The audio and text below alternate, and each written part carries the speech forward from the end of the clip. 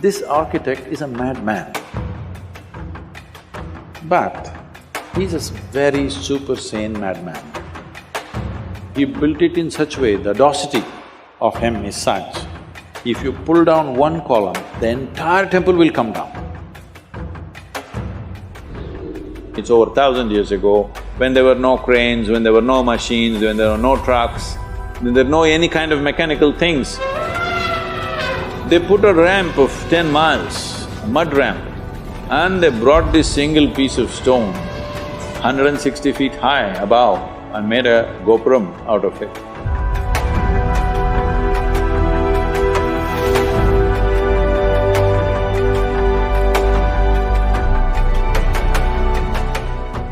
Even in architecture, there is adventure, isn't it? You must see Ranakpur. Have you seen Ranakpur in Rajasthan? You must see. Ranakpur also has Kumbhalgarh within 20 kilometers. It's the second largest wall on the planet. Most Indians know because we keep all the things that we should be proud of a secret. The second largest wall on the planet, which if you look at it aerially, you would mistake this to be Great Wall of China. It's that big.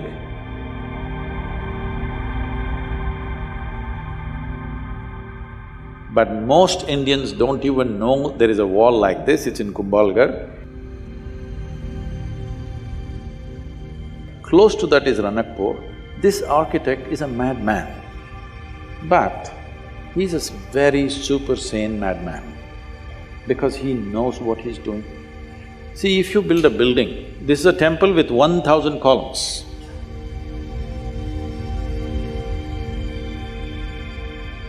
If you're thinking about safety, what would you do? Just in case over a period of time, if one column collapses, because those days the material is only stone, there is no steel and concrete and stuff. You would make sure if one column falls down, there'll be another column which will keep the temple up. No, he built it in such a way, the audacity of him is such, if you pull down one column, the entire temple will come down. His pride in his intelligence and capability is such that he made it in such a way, if one column comes, the temple should not exist. And it's standing for over 500, 600 years without an issue. You will see something like that in the yoga center.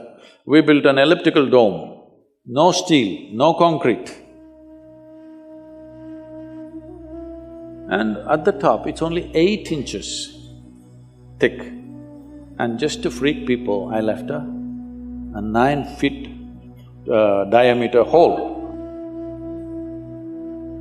People said, this will go to collapse. It will not collapse.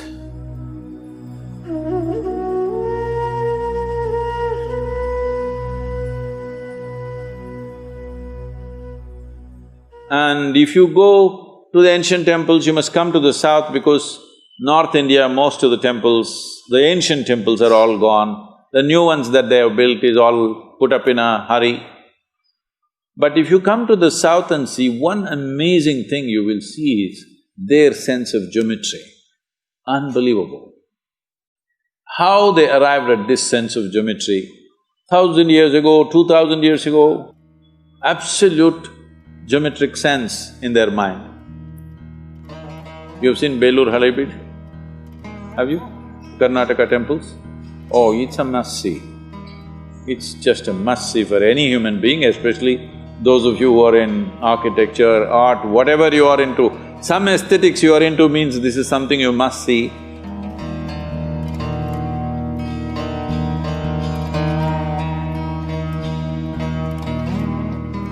It's more than seeing those sculptures. You must look into the minds of people who did this. If you want to look into their minds, you must withdraw yourself into that time zone. It's over 1,000 years ago, when there were no cranes, when there were no machines, when there were no trucks, when there were no any kind of mechanical things, all by hand. Why would somebody endeavor to do something so phenomenal and so almost superhuman in terms of engineering and the physical difficulty of lifting these huge rocks and doing this carving business? Why would anybody do that? What kind of passion should be firing those people to do this is unbelievable. If you see the Tanjavur temple, have you seen? This Gopuram weighs, I think, what, 180 tons, huh? 180, is it? Does anybody know? I think somewhere in that range, over 120 tons for sure. And it is at a height of 160 feet. They put a ramp of 10 miles, a mud ramp, and they brought this single piece of stone,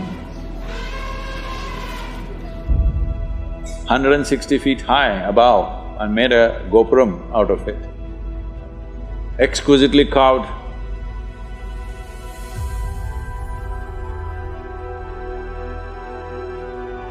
Well, in Karnataka, what they carved is soapstone. In Tamil Nadu, Tamil people are crazy. They carved granite into very fine structures, which is far more difficult than carving soapstone. And they put it up there. What is it that's firing these human beings?